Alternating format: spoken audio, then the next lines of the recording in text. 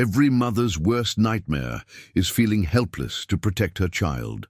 Claire Matthews stood in the police station at 9 o'clock at night, 7 months pregnant and shaking. This was supposed to be the happiest time of her life, preparing for her first baby in the small town where she grew up. Instead, she found herself whispering to a police officer, "He's been watching me." Claire thought someone was stalking her. She expected the officer to take a report and maybe increase patrols around her house. What she didn't expect was for her simple statement to unlock a 23-year-old mystery that would turn her entire world upside down. What could a pregnant woman's plea for help possibly have to do with a decades-old disappearance? Before we jump back in, tell us where you're tuning in from, and if this story touches you, make sure you're subscribed, because tomorrow I've saved something extra special for you. The fluorescent lights of the Millbrook police station cast harsh shadows across Claire Matthews's face as she settled into the plastic chair across from Officer Marcus Thompson's desk. At 35, she'd never imagined being in a police station while 7 months pregnant. Marcus Thompson had been in Millbrook for 20 years, his weathered face and kind eyes making him the type of officer people trusted. At 42, he recognized genuine fear when he saw it. The auburn-haired woman sitting across from him was definitely terrified. "Mrs. Matthews," Marcus began gently, "when did you first notice someone watching you?" Claire twisted her wedding ring nervously. "2 weeks ago. Little things at first. I'd be in my garden and get this feeling someone was watching me." She reached into her purse and pulled out an ultrasound photo. "Last Wednesday, I put this on the refrigerator after my doctor's appointment. When I went to make dinner, it was gone. David and I looked everywhere." Marcus made notes, his concern growing. "Did you report it?" "The next morning I found it tucked under my car's windshield wiper. Someone had been close to my house too." "My car." Claire's voice grew quieter. "Then my trash cans were moved. David's very particular about lining them up, but they'd be off by inches. My garden gate was left open, with large footprints in the soft earth." "What made you come in tonight?" Tears formed in her eyes. "This afternoon, leaving the library, I heard footsteps behind me in the parking lot. I saw a man in dark clothes duck behind the dumpster." She took a shaky breath. "I got in my car as fast as I could. David insisted I call the police." Marcus studied her face. The progression she described was classic stalking behavior, someone testing boundaries, getting bolder. "Any ex-boyfriends or former relationships that ended badly?" "No. I've only had a few relationships, all ended well. Before David, I dated a teacher who moved to Portland. Before him, someone in college over 10 years ago. Problems with neighbors or co-workers at the library? The library's pretty quiet. There's Mr. Garrett who can be gruff, but he's harmless. I can't think of anyone who'd want to hurt me." "What about family? Any disputes over property or inheritance?" Claire's expression grew sad. "I don't have much family. My parents died when I was 5, and my grandmother raised me. She passed when I was 22. Left me the house where David and I live now on Elm Street." "Your mother's family?" "My grandmother never talked about them. My mother grew up here, but apparently there was some scandal. She was only 17 when she had me." Claire paused. "Grandma said it was too painful to discuss." Marcus felt something tugging at his memory. "Do you know your mother's maiden name?" "Morrison. Jennifer Morrison." The name hit Marcus like a physical blow. Morrison wasn't common in Millbrook, and he was certain he'd encountered it professionally before.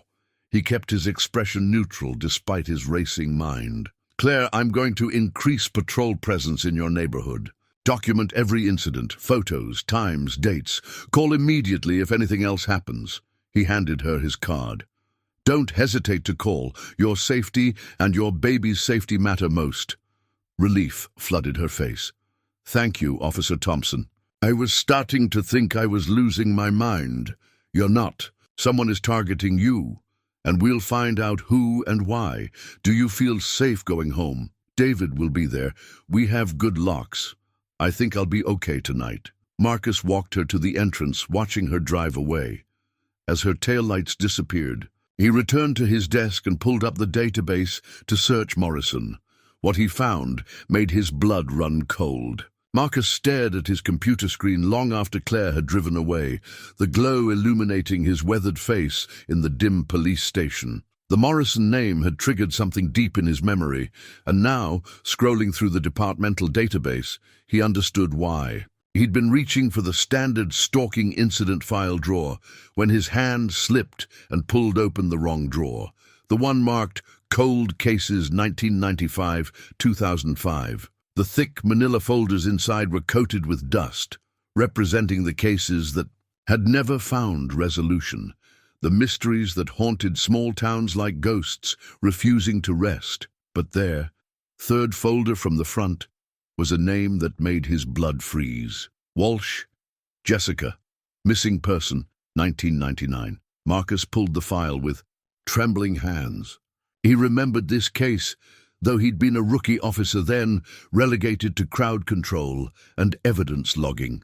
Jessica Walsh, 17 years old, had vanished without a trace on a warm September evening 23 years ago. The case had consumed the department for months before eventually going cold, leaving behind only questions and a community forever changed. The crime scene photos were faded but still haunting. Jessica had been a beautiful teenager with long auburn hair and bright green eyes that looked disturbingly familiar. Marcus felt his heart hammering as he compared the photo to his memory of Claire sitting across from his desk just minutes ago. The resemblance was unmistakable, not just similar, nearly identical. Marcus flipped through the witness statements, his hands growing steadier as his training took over. Jessica had last been seen leaving her job at the local diner around 9 p.m. on September 15, 1999. She'd told her co-workers she was meeting someone but wouldn't say who.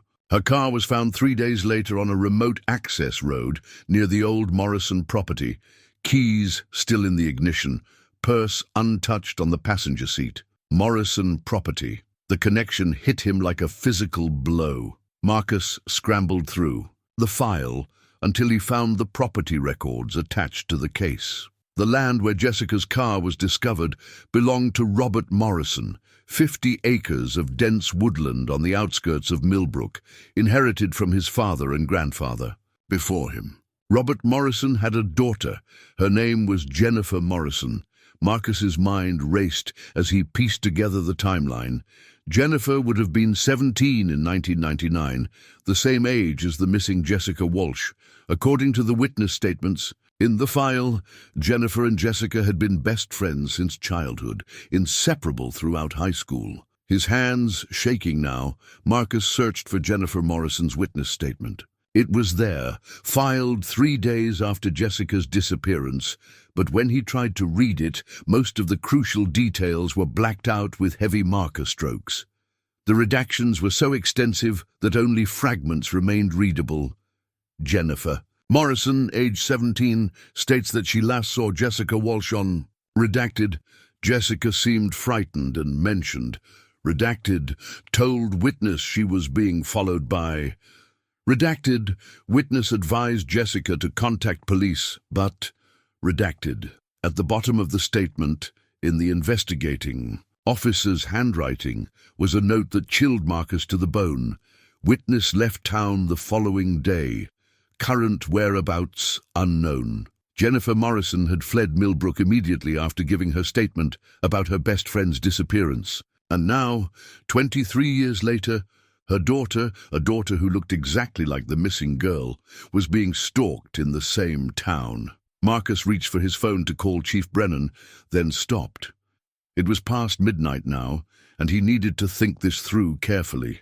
The connections were too strange to be coincidental, but he needed more information before he could understand what they meant. He returned to Claire's file and cross-referenced the address she'd given him. 247 Elm Street had been Jennifer Morrison's last known address, the house where Claire said her grandmother had raised her, but according to the property records, there had never been a grandmother. The house had been owned by Robert Morrison until his death in 2001. then passed directly to an heir listed as C. Morrison, who had legally changed her name to C. Matthews upon marriage. Claire didn't know she was living in her grandfather's house. She thought her grandmother had left it to her, but there had never been a grandmother in the picture. Marcus felt sick as the implications sank in. Someone had constructed an elaborate lie about Claire's family history, hiding the truth about her mother's connection to a missing person case. But why? And who was threatening Claire now? He studied Jessica's missing person photo again, noting details he'd missed before. She'd been wearing a distinctive silver necklace with a small heart pendant, the same necklace Claire had been wearing tonight. The phone on Marcus's desk rang, startling him from his thoughts. The caller ID showed Claire's number. "Officer Thompson," he answered, his voice tense with new knowledge. "It's Claire." Her voice was barely a whisper, thick with terror. "He's here, outside my house. I can see him through the bedroom window, standing under the streetlight, just watching our house." Marcus was already reaching for his keys and radio. "Claire, where's David?" "He's here. He's getting his gun from the safe. But Officer Thompson, there's something else. Something I found after I got home." Her voice broke with emotion. "There was an envelope slipped under our door. Inside was a photograph, an old photograph of a girl who looks exactly like me. At the bottom someone wrote, 'You have her eyes.'" Marcus's blood turned to ice. "Claire, I want you and David to go to your most secure room, lock the door and stay on the line with me. Do not go outside for any reason. I'm on my way." As he raced through the empty streets of Millbrook, Marcus's mind churned with the terrible possibilities. Someone knew the truth about Jessica Walsh's disappearance, someone who had been watching and waiting for 23 years. And now that Claire was vulnerable, pregnant, and unprotected, they were making their move. The question that terrified him most was simple. Was Claire's stalker the same person who had made Jessica Walsh disappear all those years ago? And if so, what did they want with Jennifer Morrison's daughter? Marcus arrived at Claire's house to find David standing guard on the front porch with a shotgun, his face grim in the pale streetlight. The stalker had vanished by the time Marcus pulled up, but the photograph Claire described was real. A faded image of Jessica Walsh, with "You have her eyes" scrawled across the bottom in red ink. After securing the scene and taking statements, Marcus spent the remainder of the night researching, driven by questions that demanded answers. At dawn, he drove to the county records office, a squat brick building that housed decades of Millbrook's legal history. Betty Carson, the elderly clerk who'd worked there for 40 years, greeted him with knowing eyes. "Morning, Marcus. I figured someone would come asking about the Morrison property eventually." "What do you mean?" Betty pulled a thick folder from behind her desk. "Had a feeling about that place ever since poor Jessica went missing. The Morrison family, there was always something not quite right about them." Marcus studied the property deeds Betty spread before him. Robert Morrison had inherited 50 acres from his father in 1975, remote woodland perfect for hunting or hiding. The property had been in the Morrison family for 3 generations, passed down through men who preferred isolation to community involvement. "Robert was a strange one," Betty continued, adjusting her glasses. "Never married, lived alone out there until Jennifer came along. Of course, nobody knew where she came from at first. Just showed up one day when she was maybe 5 or 6, calling him Daddy. What happened to Jennifer's mother? Nobody ever said. Robert claimed she died in childbirth, but there's no death certificate on file. No birth certificate for Jennifer either, which always struck me as odd." Betty's voice dropped to a whisper. "Some folks thought maybe Robert found that little girl somewhere she shouldn't have been, if you catch my meaning." The implications made Marcus's stomach turn. When did Jennifer leave town? Right after Jessica disappeared. One day she was there, next day gone. Robert came in here the day after Jennifer left, had me transfer the property deed to someone named C. Morrison, said it was his granddaughter, but I never saw hide nor hair of any granddaughter. Marcus felt pieces clicking into place. C. Morrison. That's Claire. But she thinks her grandmother left her the house. Ain't no grandmother in this story, honey. Just Robert, Jennifer, and now Claire. 3 generations of Morrison's secrets. Betty leaned closer. You want my advice? Stay away from that. Property. Nothing good ever happened out there. Despite Betty's warning, Marcus knew he had to see the Morrison property for himself. The access road was barely visible, overgrown with brambles and weeds. His patrol car scraped against branches as he navigated the narrow path, following tracks that proved someone had been using this route recently. The old cabin sat in a clearing surrounded by towering pines. It was smaller than Marcus had expected, maybe 2 rooms with a sagging roof and broken windows, but it wasn't abandoned. Fresh. Tire tracks circled the building, and the front door showed signs of recent use. Marcus approached cautiously, hand on his weapon. The door was unlocked, creaking open to reveal a space that made his blood run cold. The cabin had been converted into some kind of shrine.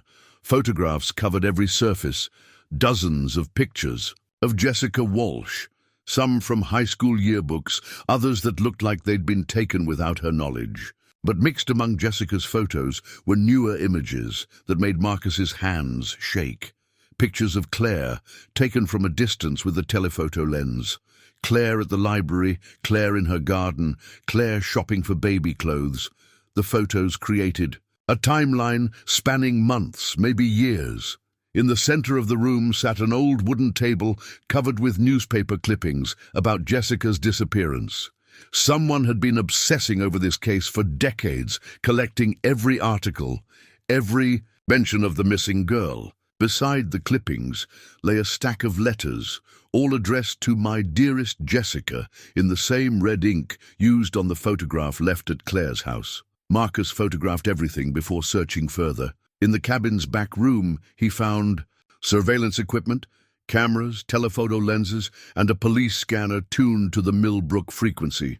Whoever was using this place had been monitoring police communications, probably listening to Marcus's conversations with Claire. But the most disturbing discovery was hidden beneath loose floorboards. A metal box containing what appeared to be Jessica Walsh's missing jewelry, including the distinctive silver heart necklace. If these were truly Jessica's belongings, Marcus was looking at evidence from a murder scene. His radio crackled to life. "Unit 7, this is dispatch. We have a 911 call from 247 Elm Street. Caller reports someone trying to break into her house." Marcus's heart hammered as he recognized Claire's address. "Unit 7 responding, ETA 5 minutes. As he raced back through the woods, Marcus realized the terrible truth. By investigating the property, he'd left Claire unprotected. Whoever was using the cabin as a base of operations now knew the police were closing in, and they were escalating in their behavior. The question that haunted him as he sped toward town was whether he'd arrive in time to prevent Claire from meeting the same fate as Jessica Walsh 23 years ago. Behind him, smoke began rising from the cabin as someone destroyed the evidence Marcus had just discovered. Marcus arrived at Claire's house to find her and David barricaded in their bedroom, both shaken but unharmed. The attempted break-in had failed. David's reinforced doors and windows had held, but muddy footprints around the house proved someone had been testing every possible entry point. "He was here for almost an hour," David told Marcus, his protective instincts fully activated. "I called you the moment I heard someone trying the back door. Claire's been having contractions since it started." Marcus examined the footprints, while David comforted his wife. The impressions were large, made by work boots, and showed a methodical pattern. The intruder had circled the house multiple times, looking for weaknesses, growing bolder with each circuit. "We can't stay here," Claire said, her hand resting on her belly where the baby was kicking frantically. "I won't raise my daughter in fear," Marcus agreed, but he needed answers first. "Claire, I have to ask you something difficult. When your grandmother told you about your parents, did she ever mention your mother being involved with the police?" Claire frowned. She said, "My mother had some trouble before I was born, but nothing specific." "Why?" Marcus chose his words carefully. "I've been researching your family history, and I found some inconsistencies. I think your mother may have witnessed something important before you were born. Something that forced her to leave town." "What kind of something?" Before Marcus could answer, his phone rang. Chief Brennan's voice was tense. "Marcus, we've got a problem. The old Morrison property is on fire. Fire department says it looks like arson. Someone doused the cabin with gasoline and lit it up." Marcus's heart sank. All the evidence he'd photographed was being destroyed. "I'll be right there." "Wait," Claire called as he prepared to leave. "The Morrison property. That's where my grandfather lived, isn't it? Grandmother mentioned it once, said it was too painful to visit after he died." Marcus stopped. "Claire, there may not have been a grandmother. I think someone's been lying to you about your family for a very long time." David stepped protectively, closer to his wife. "What are you talking about?" "I can't explain everything now, but Claire's in danger because of something that happened before she was born. Someone's been planning this for years." Marcus handed David his card. "Take Claire somewhere safe, a hotel, relatives out of town, anywhere but here. I'll call you when I know more." After they left, Marcus drove to the smoking ruins of the Morrison cabin. Fire Chief Patterson met him at the scene, his face grim. Whoever did this knew what they were doing, used an accelerant, made sure nothing survived. Marcus searched the ashes, but found nothing useful. The careful shrine to Jessica Walsh, the surveillance equipment, the jewelry that might have been evidence, all of it reduced to charcoal and ash. Back at the station, Marcus pulled Jessica Walsh's file again and studied the witness statements more carefully. Jennifer Morrison's heavily redacted statement was followed by interviews with Jessica's other friends and family. One name appeared. Repeatedly, Benjamin Ashford, a classmate who'd reportedly had an unrequited crush on Jessica. Marcus remembered the Ashford family. Thomas Ashford had been mayor during the time of Jessica's disappearance.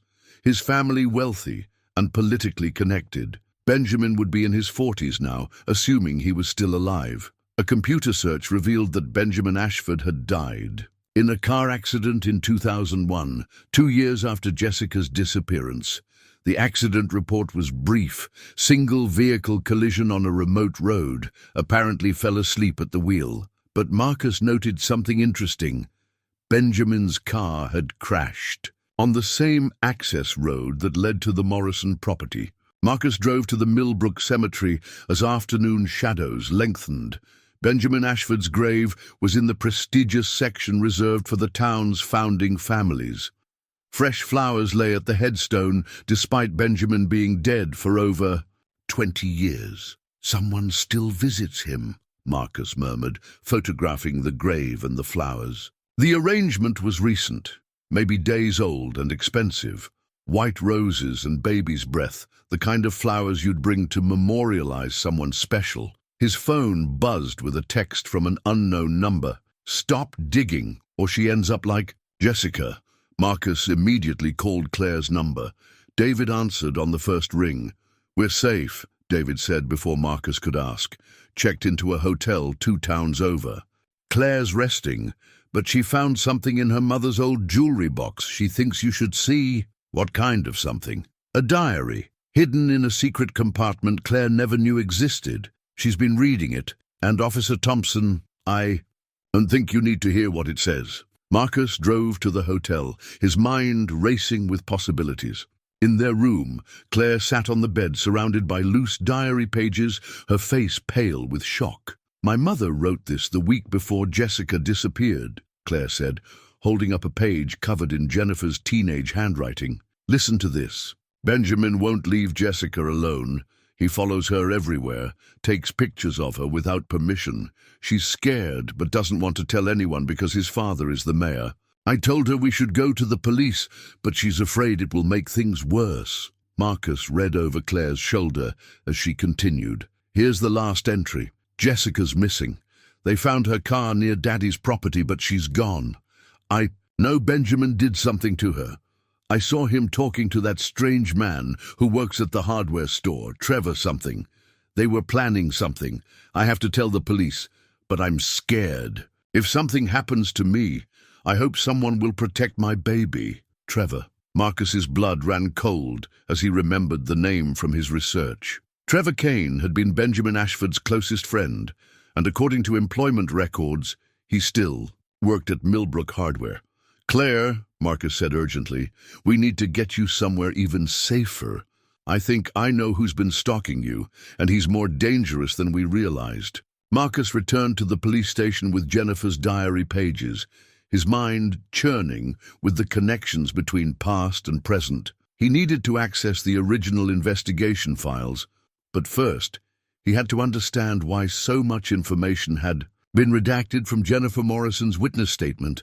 The archived files were stored in the basement, boxes of evidence from cases both solved and cold.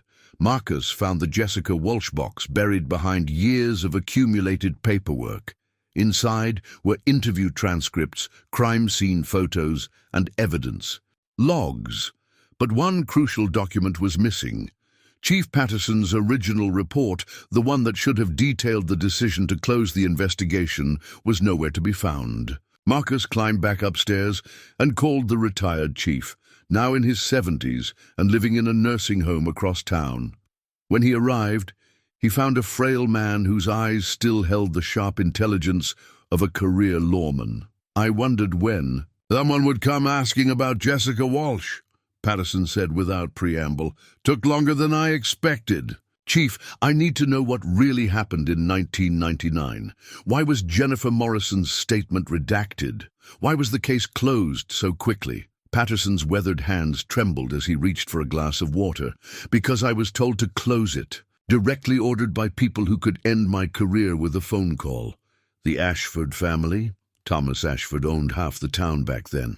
His construction company built most of the municipal buildings. His bank held the mortgages on the other half. When his boy Benjamin became a suspect, Thomas made it clear that pursuing that line of investigation would be problematic. Marcus leaned forward.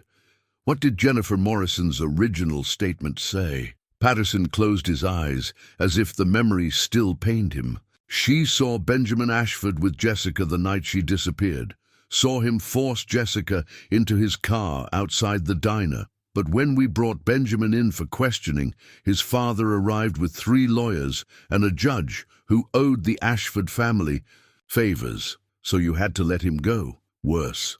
I was ordered to destroy Jennifer's statement and any evidence connecting Benjamin to Jessica's disappearance. Thomas Ashford threatened to bankrupt the town, said he'd pull his business interests and leave Millbrook a ghost town unless we found another suspect. Marcus felt sick. What about Jessica's family? Didn't they demand justice? The Walshes were working-class people, no political connections. When they pushed too hard, Thomas arranged for Jessica's father to lose his job at the mill, made it clear that asking questions about his son would only bring more hardship. Patterson's voice dropped to a whisper. I've regretted my cowardice every day since. What happened to Benjamin after that? He became more reckless, more dangerous, started bragging to his friends about what he'd gotten away with. That's when I knew we'd made a terrible mistake. Patterson met Marcus's eyes. 2 years later, Benjamin died in that car accident. Part of me wondered if it really was an accident. Marcus showed Patterson the fresh flowers he'd photographed. At Benjamin's grave. Someone still visiting him, someone who cared enough to maintain his memory. Benjamin had one close friend, Trevor Kane, odd boy, followed Benjamin around like a puppy. If anyone would still be mourning Benjamin Ashford, it would be Trevor. Back at the station, Marcus pulled Trevor Kane's employment records from Millbrook Hardware. Trevor had worked there for 22 years, ever since high school graduation. His employment file included an address on the outskirts of town, not far from the Morrison property. Marcus also found something disturbing. Trevor's personnel. File included several complaints from female customers who said he made them uncomfortable, asking too many personal questions and following them to their cars. The complaints had been dismissed by management. Trevor was described as harmless and just socially awkward. But the pattern was clear. Trevor had been practicing stalking behavior for years, using his job at the hardware store to gather information about potential victims. He would know who lived where, what security systems they had, what tools they used to protect themselves. Marcus drove past Trevor's address, a small house with overgrown landscaping and covered windows. The property backed up to state forest, providing easy access to the Morrison land. In the driveway sat a dark pickup truck that matched witness descriptions from Claire's neighborhood. Rather than confront Trevor directly, Marcus decided to conduct surveillance. He parked down the road and waited, camera ready. After 2 hours, Trevor emerged from his house carrying what looked like photographic equipment. Marcus followed at a distance as Trevor drove toward town, his destination becoming clear as they approached the hotel where Claire and David were staying. Somehow, Trevor had discovered their location. Marcus's radio crackled with an urgent message from dispatch. "All units, we have a 911 call from the Comfort Inn. Female caller reports someone attempting to break into room 237. Room 237 was Claire's room. Marcus accelerated, knowing he was racing against time. Trevor Kane had been planning this for 23 years, living in Benjamin Ashford's shadow, carrying out the obsession his dead friend could never complete. The question was whether Marcus could reach Claire before Trevor finished what Benjamin had started with Jessica Walsh all those years ago. Marcus arrived at the Comfort Inn to find chaos. Hotel security was searching the building while terrified guests clustered in the lobby. Trevor Kane had vanished, but he'd left behind evidence of his obsession that made Marcus's blood run cold. Claire and David were safe in the manager's office, but Claire was having regular contractions now. The stress of being hunted was triggering premature labor, putting both her and the baby at risk. "He was at our door for 10 minutes, David told Marcus, his face pale with fury and fear. "I could hear him talking to himself, saying things about how Claire belonged with Benjamin, how she was meant to complete some kind of destiny." Marcus examined the hotel room Trevor had tried to enter. Scratches around the lock showed he'd attempted to pick it, but David's paranoid precaution of using the security chain had thwarted the break-in attempt. More disturbing were the items Trevor had dropped in his haste to escape. Photographs of Claire that had been doctored to replace her face with Jessica Walsh's, and a handwritten letter addressed to "My beloved Jessica's daughter." The letter revealed the depth of Trevor's delusion. "Dearest Claire, you don't know me yet, but I've been watching over you since you were born, just as I promised Benjamin I would. He loved your mother so much, loved the baby she carried, you. When Jessica had to leave us, Benjamin was heartbroken, but he made me swear to protect his family. Now it's time for you to come home, to take Jessica's place at Benjamin's side. Don't worry about David. He was never meant to be part of our story." Marcus showed the letter to Claire, who read it with growing horror. "He thinks my father was Benjamin Ashford. That's insane. Unfortunately, it might not be entirely wrong," Marcus said gently. "I need to run some tests, but the timeline fits. Jennifer was 17 when she got pregnant, the same time she was trying to protect Jessica from Benjamin's obsession." David put his arm around Claire protectively. "What are you saying?" "I'm saying Jennifer Morrison might have gotten involved with Benjamin Ashford to try to draw his attention away from Jessica. It's possible she sacrificed herself to protect her friend." Marcus paused, choosing his words carefully. "If that's true, Trevor believes Claire is Benjamin's biological daughter, which makes her part of some twisted legacy he's trying to preserve." Claire's contractions intensified as the implications sank in. "The baby. I need to get to a hospital." Marcus called for an ambulance, while hotel security continued searching for Trevor. But as they waited, Marcus's phone buzzed with a text from an unknown number. "The Morrison property. Come alone, or she dies like Jessica did." Marcus showed David the message. "He's taken someone hostage." "Who?" "Claire's right here." Marcus's heart sank as he realized the truth. "Not someone, something. He's taken Jessica Walsh's remains. He's been keeping her body all these years." The ambulance arrived to transport Claire to Millbrook General Hospital. Marcus arranged for police protection, then made the hardest decision. of his career. He was going to the Morrison property alone, just as Trevor demanded. The burned ruins of the cabin were still smouldering when Marcus arrived after dark. Trevor stood in the clearing, beside a makeshift altar constructed from charred wood and decorated with wilted flowers. At the center of the altar lay what appeared to be human bones, arranged with careful reverence. "You came," Trevor said, his voice eerily calm. "Benjamin said you would. He talks to me sometimes, tells me what I need to do." Marcus kept his hand near his weapon while studying Trevor's face. The man was clearly delusional, living in a fantasy where his dead friend still gave him instructions. "Trevor, this needs to end. Claire's in labor at the hospital. She needs medical care, not whatever you think Benjamin wants. Benjamin wants his daughter to know the truth about her father, about how much he loved Jennifer Morrison, about how Jessica had to die because she was keeping them apart." Trevor's eyes gleamed in the moonlight. "I was there that night. I helped Benjamin show Jessica what happens to girls who interfere with true love." The casual admission of murder chilled Marcus to the bone. "Where did you put Jessica's body, Trevor?" Trevor gestured toward the bones on the altar. "I've kept her safe all these years, cleaned her bones, arranged them properly, brought her flowers on her birthday. Benjamin visits sometimes, tells me stories about how they danced together in heaven." Marcus realized he was dealing with someone whose grip on reality had shattered decades ago. Trevor had been living with the secret of Jessica's murder for 23 years, his guilt and obsession eventually driving him completely insane. "Benjamin wants Claire to come home," Trevor continued. "He wants to meet his granddaughter when she's born. We'll be a family, Benjamin, Jessica, Jennifer, Claire, and the baby, all together forever." "Trevor, Benjamin is dead. Jennifer is dead. You can't bring back the past." Trevor pulled a gun from his jacket, the same weapon he'd probably used, to kill Jessica Walsh. "Benjamin isn't dead. He's waiting for us at the old oak tree where Jessica likes to rest. He told me to bring Claire there when the baby comes." Marcus's radio crackled with an update from the hospital. Claire was in active labor, and the baby would be born within hours. Trevor smiled when he heard the news. "Perfect timing," Trevor said. "Benjamin always said everything would work out, according to his plan."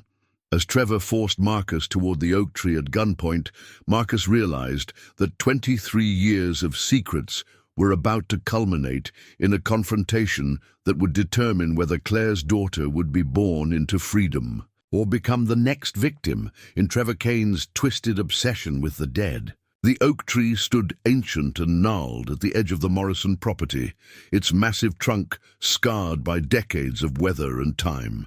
As Trevor forced Marcus toward it at gunpoint, Marcus could see disturbed earth at the base. Someone had been digging here recently. "This is where Jessica rests," Trevor said reverently, "where Benjamin laid her to sleep after she tried to ruin everything." Marcus's training kicked in despite his fear. Keep the suspect talking, look for opportunities, stay alive long enough for backup to arrive. "Tell me what really happened that night, Trevor. Help me understand." Trevor's eyes grew distant, lost in memory. Jessica was going to tell everyone about Benjamin and Jennifer. She was jealous that her best friend had what she wanted, Benjamin's love. So Benjamin asked me to help him stop her. "Stop her how?" "We followed her after work. Benjamin told her he'd changed his mind, that he wanted to be with her instead of Jennifer. Jessica believed him. She was so desperate for his attention." Trevor laughed, a sound devoid of warmth. "She got in his car willingly, thought she was finally getting her happily ever after." Marcus felt sick, but kept Trevor talking. "What happened then?" "We brought her here, to the family property where no one would hear her scream.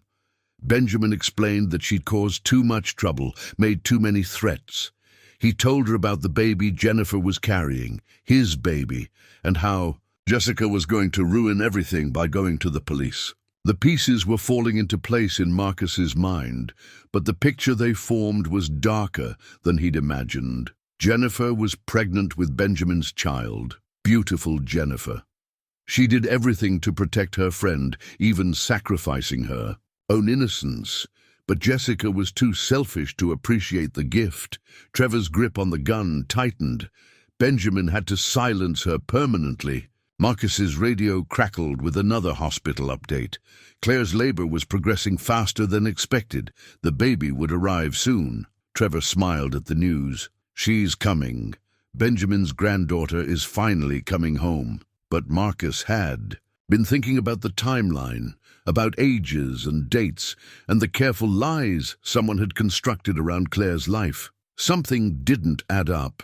Trevor, if Benjamin died in 2001 and Claire's 35 now, that means she was born in 1988. That's 11 years before Jessica disappeared. Trevor's expression faltered for the first time. That's not right. Benjamin said Benjamin couldn't be Claire's father if he died when she was 13 years old. Marcus pressed his advantage. Someone's been lying to you, Trevor. Just like someone lied to Claire about her family. Trevor's delusion began cracking like ice in spring thaw. No, Benjamin told me. He visits me. He explains everything. Marcus's phone buzzed with an urgent text from the hospital. When he read it, his world tilted on its axis. DNA results from evidence samples. Claire Matthews is a direct DNA match to Jessica Walsh. They were sisters. The truth hit Marcus like a physical blow. Claire wasn't Benjamin Ashford's daughter. She was Jessica Walsh's sister. Trevor, Marcus said carefully, what was Jessica's mother's maiden name? Morrison, Trevor answered automatically. Jessica's mother was Sarah Morrison, Robert's sister. The lies began unraveling like a thread pulled from a tapestry. Claire had been told her mother was Jennifer Morrison, but the truth was more complex. Jennifer Morrison had been Claire's aunt, not her mother. Claire's real mother was Jessica's mother, Sarah Morrison Walsh. That's why Claire looks exactly like Jessica, Marcus realized aloud. They were sisters, born 11 years apart to the same mother. Trevor's face went pale as the implications dawned on him. If Claire isn't Benjamin's daughter, then everything you've believed for 23 years has been a lie. Marcus took a step closer. Benjamin never loved Jennifer Morrison. He was obsessed with Jessica Walsh, and Jessica was never jealous of her friend. She was trying to protect her infant sister from a dangerous man. The gun in Trevor's hand began to shake. But Benjamin told me he visits me in dreams. Benjamin's dead, Trevor. He's been dead for 22 years. The voice you've been hearing is your own guilt, your own need to make sense of the terrible thing you helped him do. Trevor stumbled backward, his entire worldview collapsing. No, that can't be right. I've been protecting Benjamin's legacy, watching over his family. You've been stalking an innocent woman whose only crime was looking like her murdered sister. Marcus's voice grew harder. Jessica Walsh died trying to protect baby Claire from Benjamin Ashford, and you helped him kill her. The truth broke over Trevor like a wave. 23 years of delusion, washing away to reveal the stark reality underneath. He'd murdered a teenager who was trying to protect her infant sister. He'd spent decades obsessing over a dead man's twisted fantasies. He'd terrorized Claire not because she was Benjamin's daughter, but because she was Jessica's sister, the very person Jessica had died trying to save. Trevor dropped to his knees, the gun falling from nerveless fingers. What have I done? Oh, God, what have I done? Marcus retrieved the weapon and called for backup, but his mind was racing ahead to the hospital where Claire was giving birth. She needed to know the truth about her family. That she wasn't the product of some dark obsession, but the beloved sister Jessica Walsh had died protecting. As sirens wailed in the distance, Marcus realized that while Trevor's 23-year delusion was finally over, Claire's real journey toward understanding her family's legacy was just beginning. Marcus drew his service weapon in one fluid motion, his training taking over as he assessed the threat level in Claire's hospital room. Trevor Kane stood beside the bed where Claire lay recovering from surgery, her newborn daughter cradled in her arms, completely unaware that a killer was within arm's reach of everything she held dear. Trevor, Marcus said carefully, keeping his voice calm and non-threatening while positioning himself for the best possible shot if it became necessary. "I need you to step away from the bed and keep your hands where I can see them." But Trevor turned toward him with a smile that chilled Marcus to the bone. Not the nervous, unstable expression of the man he'd arrested hours earlier, but something else entirely. The eyes that looked back at him held a confidence and authority that seemed to come from someone else entirely.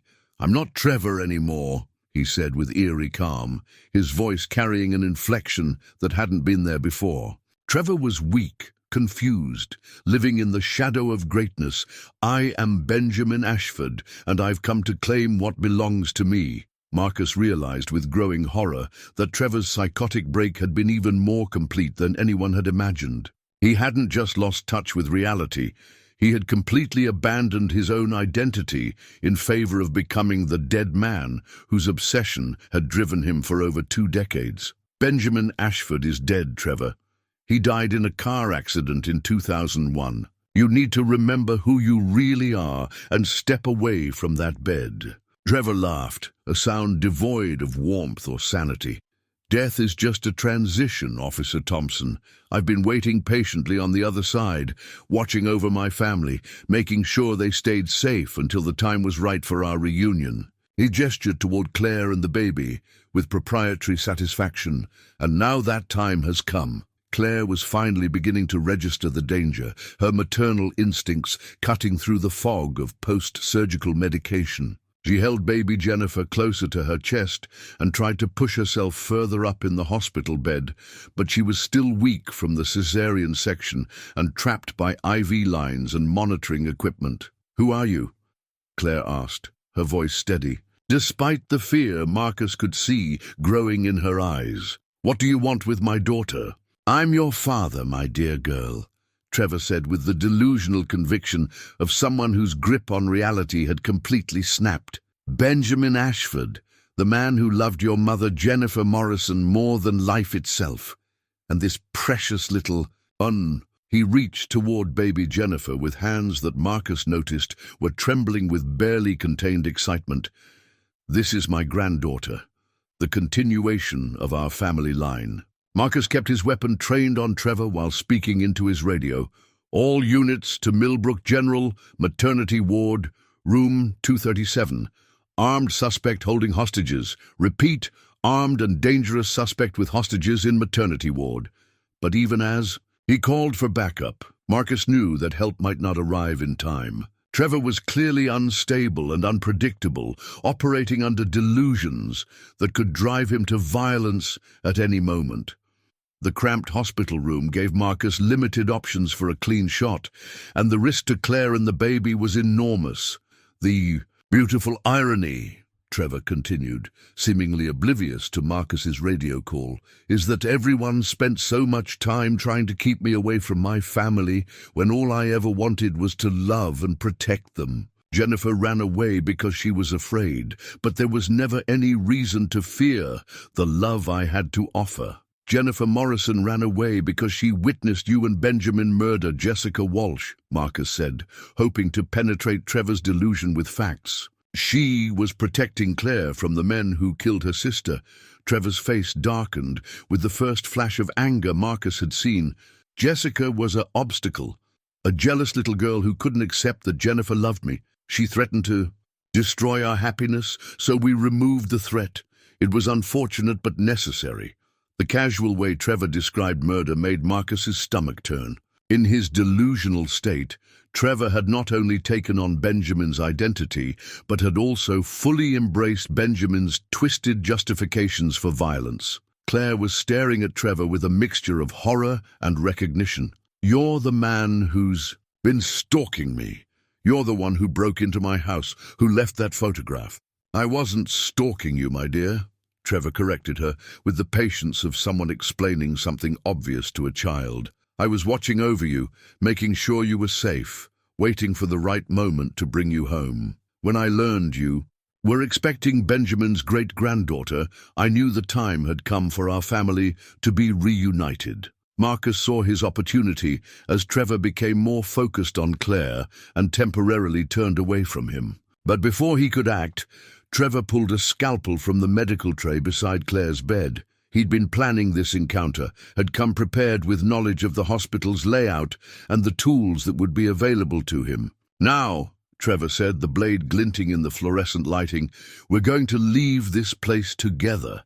Benjamin has prepared a special home for us, somewhere we can be a family without interference from people who don't understand our love." Marcus realized that Trevor intended to take Claire and the baby with him, probably back to the Morrison property where he could act out whatever final scene his fractured mind had constructed. The thought of what might happen to them in the hands of someone who had already committed murder and was now completely detached from reality made Marcus's blood run cold. "Trevor, listen to me carefully," Marcus said, taking a small step closer, while keeping his weapon steady. "Claire isn't Benjamin's daughter. We ran DNA tests. She's Jessica Walsh's sister, not Benjamin's child. Everything you believe about this family is based on a mistake." But the revelation that had shattered Trevor's original delusion now bounced off his new identity like water off glass. "Benjamin's love transcends biology," he said with serene confidence. "Claire became his daughter the moment Jennifer chose him over all other men. Love creates families, Officer Thompson, not just blood." Marcus realized with sinking heart that rational argument was useless against delusion this complete. Trevor had constructed a fantasy that could absorb any contradiction and reshape it to fit his needs. The only way this would end was through force. The baby began to cry, perhaps sensing the tension in the room, and Trevor's attention shifted to the infant with an expression of wonder that made Marcus's skin crawl. "She has Benjamin's eyes," he said softly. "Strong, intelligent, destined for greatness just like her grandfather." Claire instinctively turned away from Trevor, shielding her daughter with her body. "Please don't hurt my baby. She's innocent in all of this." Hurt her? Trevor seemed genuinely surprised by the suggestion. "I would never hurt Benjamin's great-granddaughter. She's the future of our family, the reason I've spent 23 years waiting and planning for this moment." Hospital security burst through the door, but Marcus waved them back with a small gesture. Too many people in the room would only increase the chances of someone getting hurt, and Trevor's grip on the scalpel tightened every time a new person appeared. "Everyone needs to stay calm," Marcus said, addressing both the security team and Trevor. "We're going to work this out peacefully, without anyone getting hurt." But Trevor's delusion was beginning to fracture under the pressure of the real world intruding on his fantasy. "This isn't how it was supposed to happen," he muttered, the first crack appearing in his artificial confidence. "Benjamin promised me it would be simple, that Claire would understand and come willingly." Marcus saw the opportunity in Trevor's moment of doubt. "Benjamin isn't here, Trevor. He's dead, and he has been for over 20 years. You're talking to yourself, hearing voices that exist only in your own mind." "No!" Trevor's voice rose to nearly a shout, causing baby Jennifer to cry louder and Claire to pull her even closer. "Benjamin visits me every night. He tells me what to do, how to protect our family." The breakdown Marcus had been hoping for was beginning, but it was also making Trevor more unpredictable and dangerous. A person whose delusion was cracking could lash out violently in a desperate attempt to preserve their constructed reality. David's voice came from the hallway as he tried to push past the security team. "Claire, is she okay? Is the baby okay?" Trevor spun toward the sound, his movements becoming more erratic. "Who is that?" "Benjamin didn't mention another man in our family." "That's my husband," Claire said, her voice growing stronger as her protective instincts fully engaged. "The father of my child, the man I love. He has nothing to do with your obsession with dead people." The mention of Claire's love for another man triggered something dark in Trevor's fractured psyche. "Benjamin won't allow that," he said, raising the scalpel. "There can't be other men in our family. Benjamin's love must be pure, exclusive, protected from contamination." Marcus realized that the situation was about to turn lethal. Trevor's delusion was unraveling, but instead of returning him to reality, it was driving him toward violence as his only remaining way to preserve the fantasy that had become his entire reason for existing. The final confrontation was seconds away, and Marcus had to make a choice that would determine whether Claire and her newborn daughter survived to build the peaceful life they deserved, or became the final victims of a 23-year-old obsession that had already claimed too many innocent lives. The standoff in Claire's hospital room stretched into agonizing seconds as Marcus weighed his options. Trevor held the scalpel with the unpredictable grip of someone whose mind had completely severed its connection to reality. One wrong move could result in tragedy for Claire and her newborn daughter. "Trevor," Marcus said, using the calmest voice he could manage, "I can see that you're in pain. Benjamin's death must have been very hard for you to accept." "Benjamin isn't dead," Trevor's voice cracked with desperate intensity. "He speaks to me every night. He tells me about the family we're going to build together." Claire had been listening to the exchange with growing understanding. Despite her exhaustion and fear, her years as a librarian had taught her to read people, to understand their needs and motivations. She recognized something in Trevor's delusion that might be the key to reaching whatever fragment of his original personality still existed. "Tell me about Benjamin," Claire said softly, her voice cutting through the tension in the room. "What does he say to you?" Marcus shot her a warning look, but Claire continued, instinctively understanding that engaging Trevor's fantasy might be safer than trying to shatter it completely. "If he's really my father, I should know about him, shouldn't I?" Trevor's grip on the scalpel loosened slightly as his attention focused entirely on Claire. "He was magnificent," he said, his voice taking on the reverent tone of someone describing a religious figure. "Brilliant, powerful, capable of love so intense it could transform everything around him. When he loved your mother, Jennifer, it was like watching the sun rise for the first time. But Jennifer left town," Claire pointed out gently. "If Benjamin loved her so much, why did she run away?" For the first time since entering the room, Trevor looked uncertain. She was frightened. People told her lies about Benjamin, made her think he was dangerous. But love isn't dangerous. Love is the most beautiful force in the universe. Marcus recognized what Claire was doing and decided to support her approach. "Trevor, if Benjamin was really Claire's father, don't you think he would want what was best for her? Would he want her to be afraid?" "Of course not," Trevor said immediately. "Benjamin would never want his daughter to be afraid. He would want her to be happy, to be surrounded by love and protection." Claire shifted slightly in the bed, wincing from her surgical incisions, but managing to make the movement look natural rather than threatening. "Then maybe Benjamin would understand that I'm already surrounded by love. My husband David loves me, and we both love our daughter. Isn't that what Benjamin would want for his family?" Trevor's face contorted with confusion as two incompatible ideas warred in his fractured mind.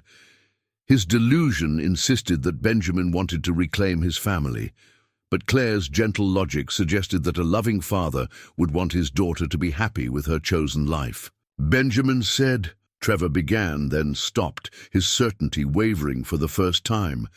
"He said we would all be together. He said that was the only way to be safe." "Safe from what?" Claire asked. "From the people who killed Jessica, from the people who made Jennifer run away, from all the lies and secrets that keep families apart." Trevor's voice grew more agitated as he spoke. "Benjamin said the only way to protect everyone was to bring the family home, to the place where we could watch over each other." Marcus saw an opening in Trevor's confusion. "But Trevor, if Benjamin really wanted to protect his family, would he want you to hurt them? Would he want Claire to be afraid of the grandfather who was supposed to love her?" The question hit Trevor like a physical blow. His entire delusion was based on the premise that he was acting out of love, but the reality of the situation, a terrified new mother and her helpless infant, contradicted everything he claimed to believe about Benjamin's intentions. "I'm not hurting anyone," Trevor said, but his voice lacked conviction. "I'm trying to save them. I'm trying to bring them home where they belong." Claire's newborn daughter had been sleeping through most of the confrontation, but now she began to stir, making the soft sounds that preceded crying. The innocent sounds seemed to pierce through Trevor's delusion in a way that rational arguments couldn't. "She's beautiful," Trevor whispered, his focus shifting to the baby. She looks like Jessica did when she was born." The unexpected connection to Jessica rather than Benjamin caught everyone off guard. For a moment, Trevor's expression cleared, as if he was seeing the situation through different eyes. "Jessica would have loved this baby," he continued, his voice growing softer. "She always wanted to be an aunt, always talked about the children her sister would have someday." Marcus realized that Trevor's fragmented mind was accessing real memories. Now, not just the constructed fantasies about Benjamin. "That's right, Trevor. Jessica died protecting Claire so that someday Claire could have children of her own. She died so this baby could be born." "No," Trevor said, but with less certainty than before. "Jessica died because she was interfering with Benjamin's plans. She was jealous of Jennifer's love. Jessica was 11 years old when Claire was born," Claire said firmly. "She wasn't jealous of anyone. She was a child trying to protect her baby sister from people who meant to hurt her." The truth hit Trevor's delusion like a sledgehammer. His constructed reality required Jessica to be an adult rival for Benjamin's affections, but the mathematical impossibility of that scenario was something even his fractured mind couldn't ignore. 11 years old, he repeated slowly, as if trying to process information that didn't fit his worldview. "She was just a little girl when I was born," Claire continued, pressing her advantage. "And she was still just a teenager when you and Benjamin killed her. She died protecting an infant she barely knew, because that's what sisters do for each other."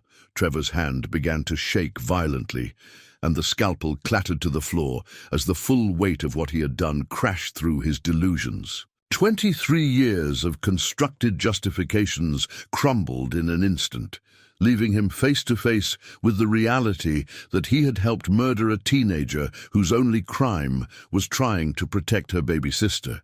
"Oh God," he whispered, staggering backward as if he'd been physically struck. "Oh God, what have I done? What have we done?" Marcus immediately stepped forward and kicked the scalpel away from Trevor's reach, but the man seemed to have completely collapsed, both physically and mentally. He sank to his knees beside Claire's bed, his face buried in his hands, his body shaking with the magnitude of his realization. "She was just a child," Trevor sobbed. "Jessica was just a child trying to protect her family, and we killed her. We killed her because Benjamin was obsessed with a woman who was trying to get away from him." Hospital security moved into the room now that the immediate threat had passed, but Marcus waved them back. Trevor was no longer dangerous. He was completely broken, finally confronting the reality of his actions without the protective buffer of delusion. Claire looked down at her daughter, who had settled back into peaceful sleep, apparently unaware that she had just lived through the resolution of a 23-year-old murder case. "She's safe now," Claire said, as much to herself as to anyone else in the room. "Jessica's sacrifice wasn't in vain.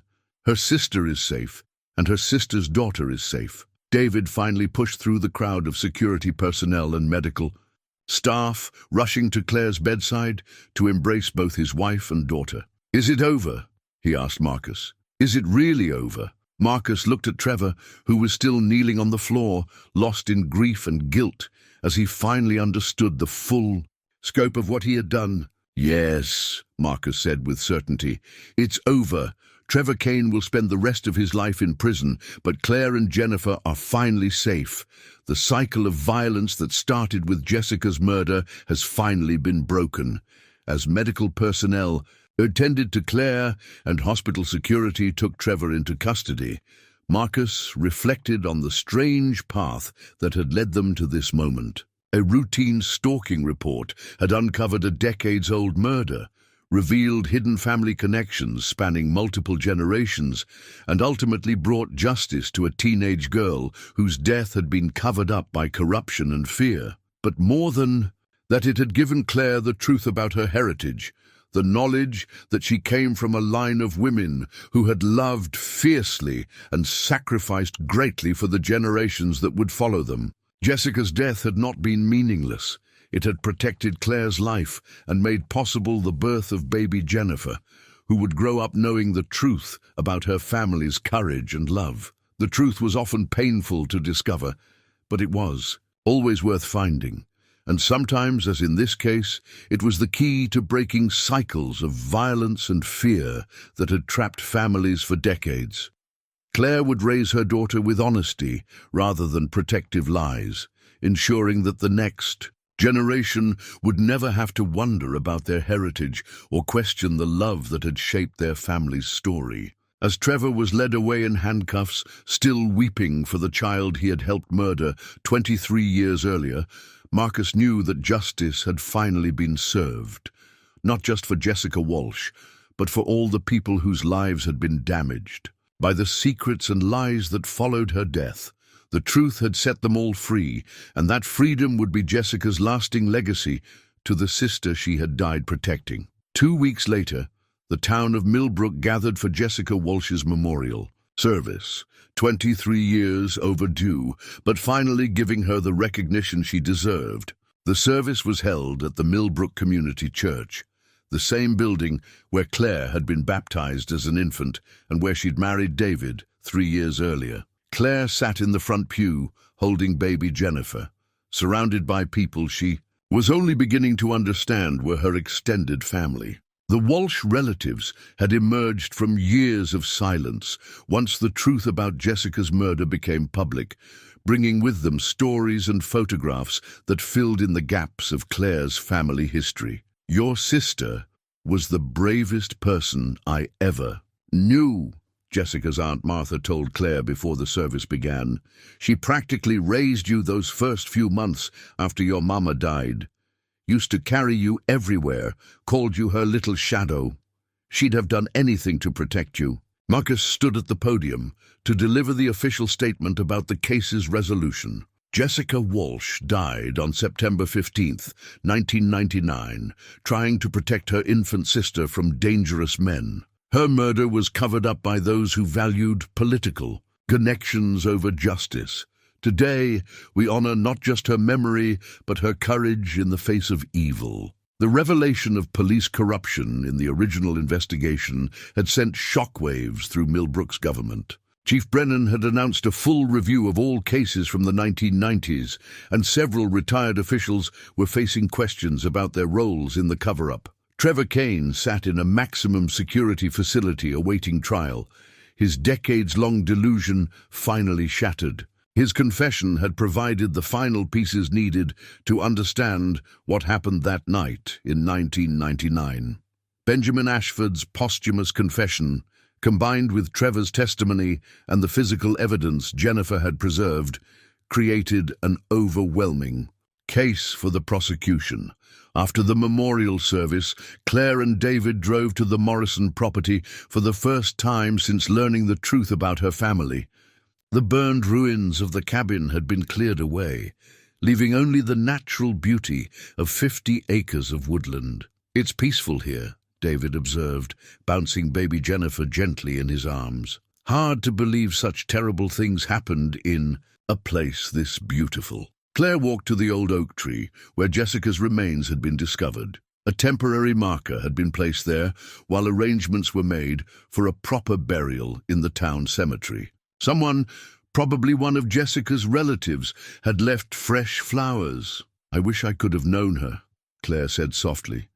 "I wish I could thank her for what she did." Marcus had followed them to the property, wanting to ensure they felt safe, returning to land that held so many painful memories.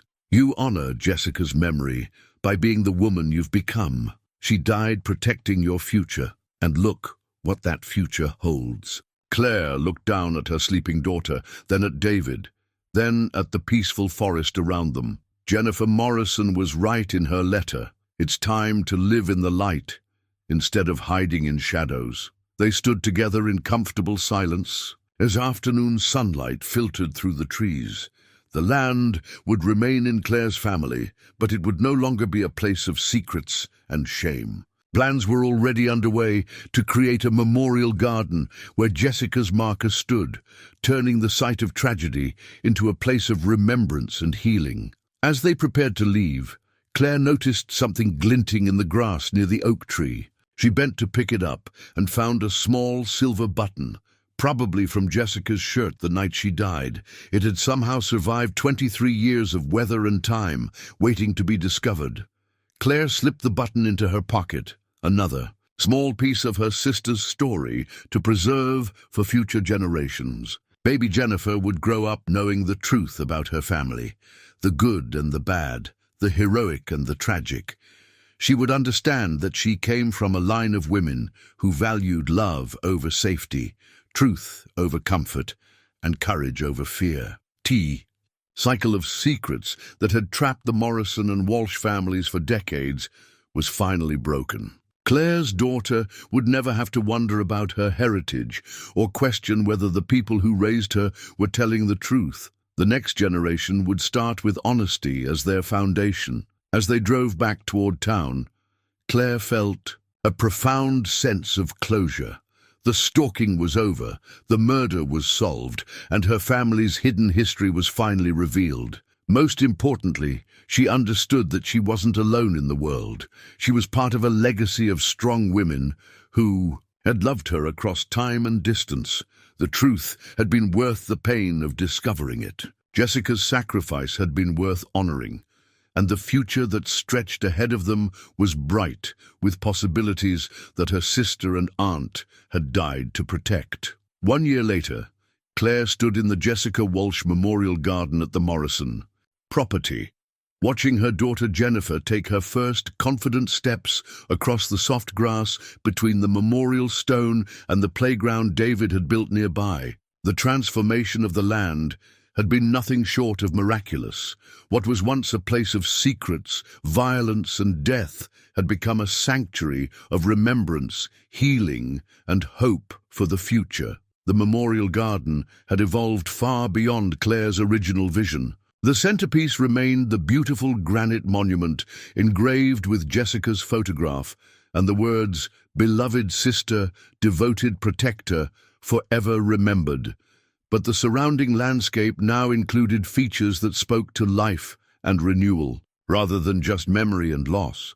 David had designed and built a small playground near the memorial, not to diminish the solemn purpose of the space, but to add the sounds of children's laughter to a place that had witnessed too much sorrow. Local families regularly brought their children here, teaching them about Jessica's story and helping them understand that even in the face of evil, love and courage could triumph over darkness and fear.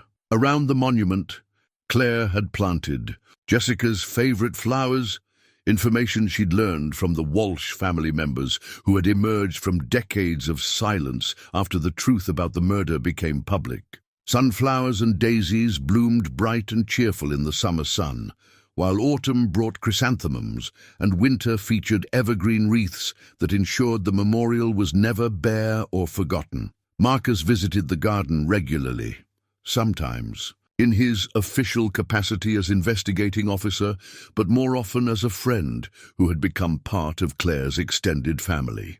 Today, he brought news about Trevor Kane's ongoing psychiatric treatment and the final resolution of the corruption investigation that had followed Jessica's case.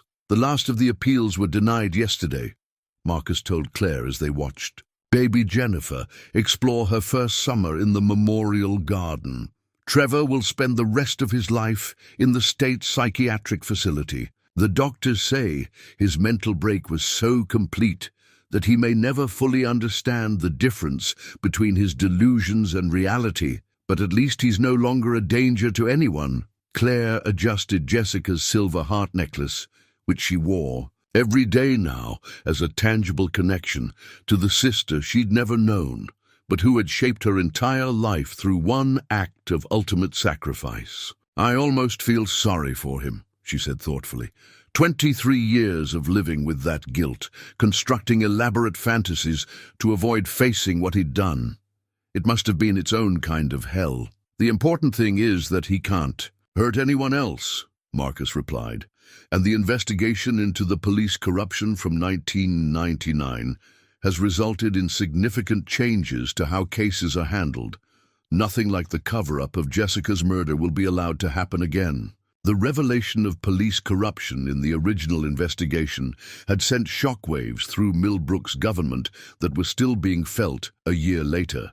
Chief Brennan had implemented new protocols for handling sensitive cases, and several retired officials had faced both criminal charges and civil lawsuits for their roles in the cover-up. The community's trust in law enforcement was slowly being rebuilt, but it was a process that would take years to complete. Claire had used some of the money from selling portions of the Morrison property to establish the Jessica Walsh Foundation, an organization dedicated to helping families torn apart by violence and supporting cold case investigations across the state.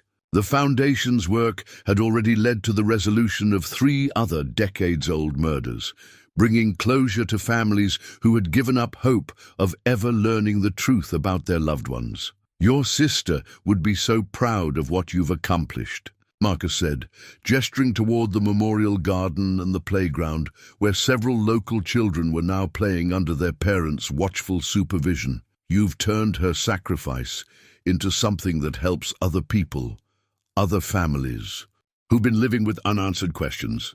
The discovery of Claire's true identity had brought unexpected blessings that continued to unfold.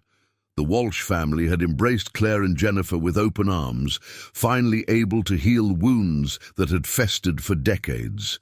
Family gatherings were now regular occurrences, filled with stories about Jessica and Sarah that gave Claire a deeper understanding of her heritage and the love that had shaped her family's history. Aunt Martha Walsh had become a surrogate grandmother to baby Jennifer, sharing memories of both Claire's mother Sarah and her sister Jessica that filled in gaps Claire had never even known existed.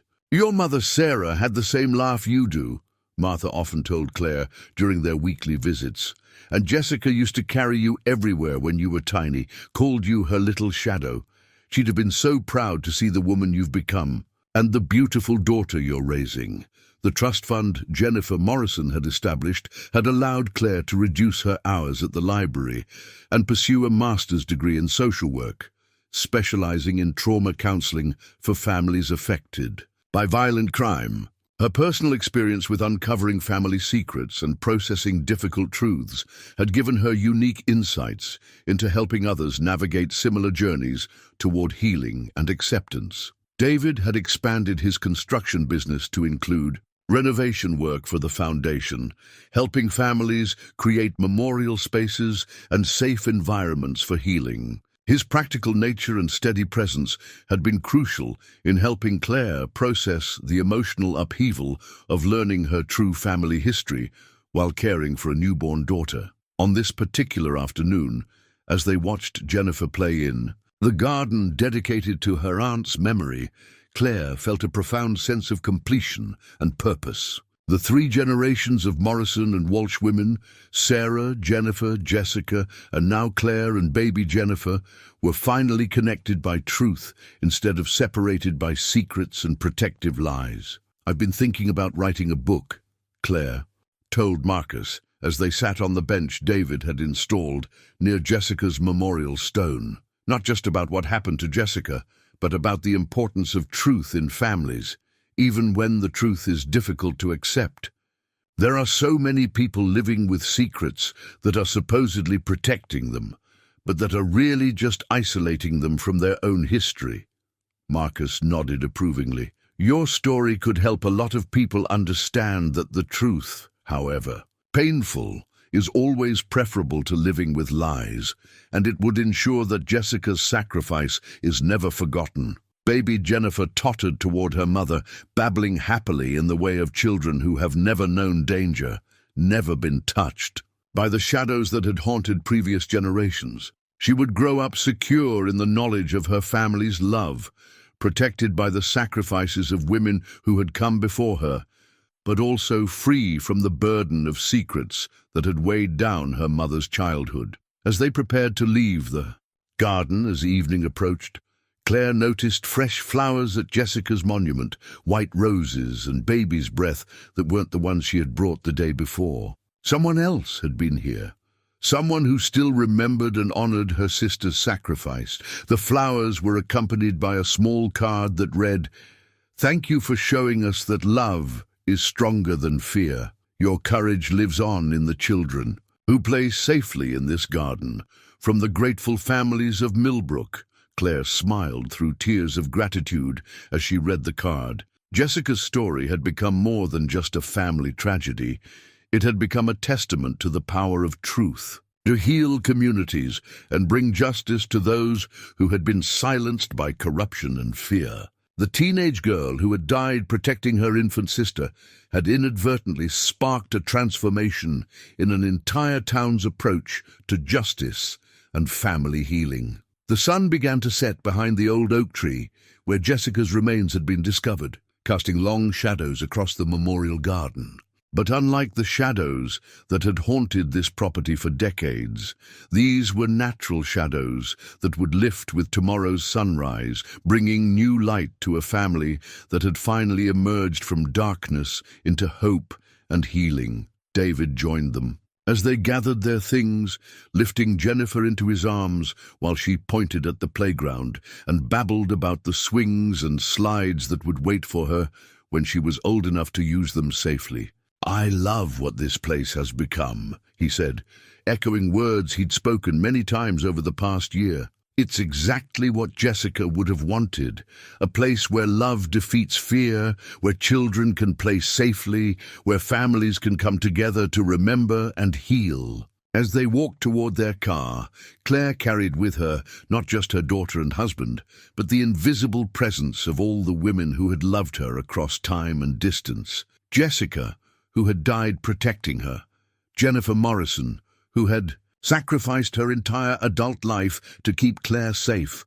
Sarah, the mother she'd never known, but whose love had shaped her from birth. In the distance, church bells rang across Millbrook, calling families home for evening meals and bedtime stories. Claire and David were heading home too, to the house on Elm Street, where family stories would now be told truthfully, without shame or fear, preparing baby Jennifer for a future built on honesty rather than protective lies. The old oak tree stood, sentinel over the memorial garden, its ancient branches reaching toward the stars that were just becoming visible in the deepening twilight. This tree had witnessed both the worst and best of human nature, the violence that had ended Jessica's life and the love that had grown from her sacrifice to protect future generations. Baby Jennifer would grow up visiting this garden, learning about the brave aunt who had loved her before she was even born, understanding that she carried the strength of generations of women